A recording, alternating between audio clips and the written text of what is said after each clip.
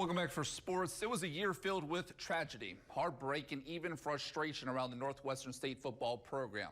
This all came after the shooting death of safety Ronnie Caldwell back in October. Head coach Brad Laird would step down, and the football team would cancel the remainder of their season, despite some players expressing on social media that wasn't the option that they had wanted. Well, today, the NCAA dropped some positive news in light of the situation, granting an extra year of eligibility for those athletes. This news, of course, was expected.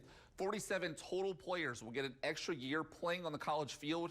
This includes 9 extension of eligibility waivers and 38 season of competition waivers for any athlete who appeared in more than 4 games this past year. Now, some of these athletes were seniors who waited until the official announcement today to find out if they'd be able to suit up one final time.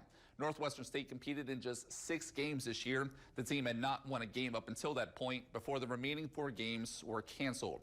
The waivers by the NCAA also extend to the football players who have entered the transfer portal and will look to play outside of Natchitoches in 2024.